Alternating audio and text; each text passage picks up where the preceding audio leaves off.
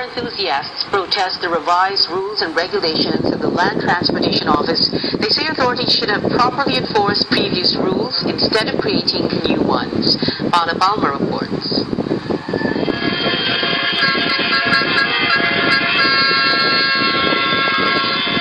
This morning, 50 car horns blared at the Land Transportation Office on East Avenue in Quezon City in protest against the agency's new regulations. Car enthusiast Joey Raimundo led the protest. He says the new policies are confusing and the agency would do better by improving the enforcement of previous rules instead of making new ones. Bubusin na kami para magising tong LTO to. Ayusin nila yung kanilang mga nilabas na bagong rules and regulations. Lahat ng mga policies sila. Simple sticker lang nila ng 2014, hindi nila maibigay. Ishiri organizes car shows that feature custom modifications. She is complaining about the LTO's new regulation that prohibits making changes on vehicles that drastically change their appearance or compromise driver or passenger safety.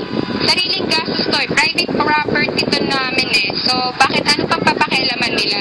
So, ayun, kasi ang apektado dito, yung mga nabubuhay sa mga gamit ng kotse. And kaming car enthusiasts, na mga nag-organize ng car show, babagsak kasi lahat kami magbe-best in stock na lang lahat.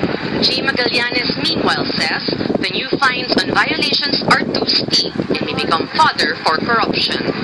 At the same time, yung mga minor na dating 200, naging 1,000, pwede silang maging maging cost ng mga lalong kotong cap na pagkaperahan kasi sobrang laki. Siyempre, ikaw makikiusap ka na kung ako, ayoko magbayad na mas matinding ganung fee.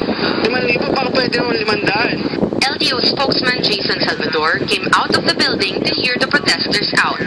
However, the organizers were not around when he did. Kaya nga hingin natin yung posisyon nila at pag-aaralan natin. Kung gusto nila magpahayag ng mga damdamin nila at any given time, at any point in time, nire-respeto natin yan, nasa kanila yan. Pero nga atin, sana naman hindi tayo makakagambala sa ating mga ibang motorista na nasa lansangan. Salvador waited for about half an hour for a representative from the protesters, but to no avail.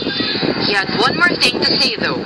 The new road rules were drafted with the public's safety in mind. Ang gusto lang natin, mapanatili yung safety ng sasakyan.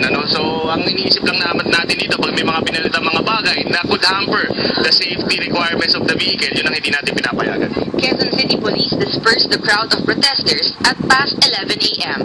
because the organizers did not secure a permit for their rally. Paula Palma, Solar News.